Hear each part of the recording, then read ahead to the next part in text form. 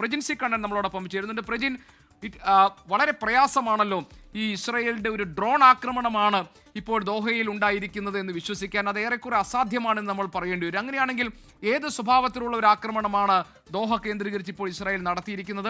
എന്തൊക്കെ കാര്യങ്ങളാണ് നമുക്ക് മനസ്സിലാക്കാൻ കഴിയുന്നത്?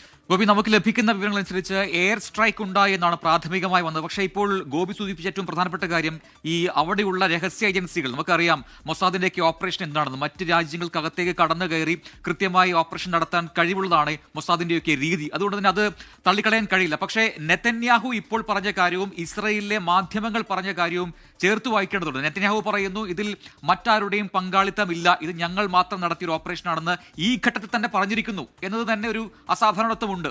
ഈ ഘട്ടത്തിൽ തന്നെ നെതന്യാഹു പറഞ്ഞിരിക്കുന്നതാണ്. പക്ഷേ അതേസമയം തന്നെ അവിടെയുള്ള മാധ്യമങ്ങൾ പറയുന്നു അമേരിക്കയുമായി കൂട്ടുപിടിച്ചാണ് ഈ ഒരു ഓപ്പറേഷൻ നടത്തിയതാണ്. എന്തുകൊണ്ട് അങ്ങനെ പറയുന്നു എന്നതിന് നമുക്ക് ഈ രാജ്യങ്ങൾ തമ്മിലുള്ള പ്രോക്സിമിറ്റി, അവ തമ്മിലുള്ള ജോഗ്രഫിക്കൽ ഡിസ്റ്റൻസ്, അതിന്റെ അകലം ഒന്ന് പരിശോധിച്ചാൽ വളരെ വ്യക്തമായി മനസ്സിലാവും. എനിക്ക് പിറകിലുള്ള ഈ മാപ്പിൽ ഇവിടെയാണ് ഇപ്പോഴത്തെ ആക്രമണം ഉണ്ടായിരിക്കുന്നത്. ഖത്തറിലെ ദോഹ, ഖത്തറിന്റെ തലസ്ഥാനമായ ദോഹയിലാണ് ആക്രമണം ഉണ്ടായിരിക്കുന്നത്. പക്ഷേ നമുക്ക് നോക്കാം ഇസ്രായേൽ എവിടെ കിടക്കുന്നു, ഖത്തർ എവിടെ കിടക്കുന്നു എന്നൊരു പ്രോക്സിമിറ്റി നോക്കിക്കഴിഞ്ഞാൽ നമുക്ക് അതിൽ നിന്ന് വ്യക്തമാവും വളരെ അകലെയുള്ള രണ്ട് രാജ്യങ്ങളാണ്. അതുകൊണ്ട് തന്നെ നേരിട്ട് ഗോപി പറഞ്ഞതുപോലെ ഒരു ഡ്രോൺ അറ്റാക്ക്, ഇസ്രായേലിൽ നിന്നും ഖത്തറിലേക്ക് ഒരു ഡ്രോൺ അറ്റാക്ക് ഇത്രയും ദൂരത്തേക്ക് കടന്നു വന്ന് നടത്താൻ കഴിയില്ല. അത് ഏറെക്കുറെ അസാധ്യമാണ്. ഏറെക്കുറെ അല്ലാതെ അസാധ്യമാണ്. കാരണം വരേണ്ടത് ജോർദാനും കുവൈറ്റും സൗദി അറേബ്യയും ബഹ്റൈനും ഒക്കെ കഴിഞ്ഞാണ് ഖത്തറിലേക്ക് എത്തേണ്ടത്. അതുകൊണ്ട് തന്നെ ഈ രീതിയിലുള്ള ഒരു അറ്റാക്ക് ഒരിക്കലും ഉണ്ടായിട്ടില്ല. പക്ഷേ അങ്ങനെയെങ്കിൽ പിന്നെ എങ്ങനെയായിരിക്കാം ഉണ്ടായിട്ടുണ്ടാവുക? അതിനൊരു സാധ്യത എന്ന് പറയുന്നത് ഈ പറയുന്ന പശ്ചിമേഷ്യയിലെ അല്ലെങ്കിൽ ഗൾഫ് രാജ്യങ്ങളിലെല്ലാം തന്നെ ഉള്ള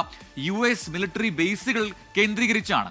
അവിടുന്ന് സഹായം ഒരു പക്ഷേ ഇസ്രായേലിന് കിട്ടിയിട്ടുണ്ടാകുമോ എന്നൊരു ചോദ്യമാണ് ഇപ്പോൾ ബലപ്പെടുന്നത്. കാരണം നമുക്ക് തന്നെ അറിയാം ഖത്തറിൽ തന്നെയുള്ള അൽ ഉദൈദ്, അത് US മിലിറ്ററി ബേസ് അല്ലെങ്കിൽ ഒരുപക്ഷെ ഗൾഫ് റീജിയനിലുള്ള US ഏറ്റവും വലിയ മിലിറ്ററി ബേസാണ് ഈ അൽ ഉദൈദ് മിലിറ്ററി ബേസ്. ഒരുപക്ഷെ അവിടെ നിന്നുള്ള സഹായം കിട്ടിയിട്ടുണ്ടാകുമോ എന്ന് നമുക്കറിയില്ല. ബഹ്റൈനിൽ നവാൽ സെന്റർ എന്ന് പറയുന്ന ബഹ്റൈനിലെ ഏറ്റവും പ്രധാനപ്പെട്ട, അത് അമേരിക്കയുടെ നാവികസേനയുടെ 5th ഫ്ലീറ്റിന്റെ ഹെഡ്ക്വാർട്ടേഴ്സ് ആണത്. അവിടെ നിന്ന് ഒരുപക്ഷെ സഹായം കിട്ടിയിട്ടുണ്ടാകാനുള്ള സാധ്യതയുണ്ട്. പിന്നെ UAE-യിലേക്ക് വന്നാൽ അവിടെയുമുണ്ട് അൽ ദഫ്ര എന്ന് പറയുന്ന എയർബേസ് ഉണ്ട് US-ന്.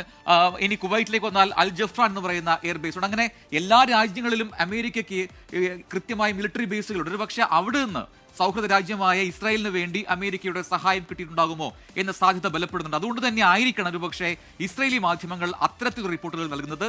ഇത് ഇസ്രായേലും US-ഉം ഒരുമിച്ചുള്ള ഓപ്പറേഷനാണ്. എന്തായാലും ഈ മാപ്പിൽ നിന്ന് വ്യക്തമാണ് ഇസ്രായേലും നേരിട്ട് ഇത്തരത്തിൽ ഡ്രോണുകൾ ഉപയോഗിച്ചുകൊണ്ട് ഖത്തറിനെ ആക്രമിക്കാൻ ഈ ഘട്ടത്തിൽ കഴിയില്ല. അതിന് മറ്റ് സാധ്യതകൾ ഉണ്ടായിരുന്നു. ഒരുപക്ഷെ നേരത്തെ കടന്നു വന്ന ഖത്തറിലേക്ക് കടന്നു കയറിയ മൊസാദ് പോലുള്ള രഹസ്യ ഏജൻസികൾ നടത്തിയ ഓപ്പറേഷനും ആയിരിക്കാം. ഗോപി, പ്രജിൻ.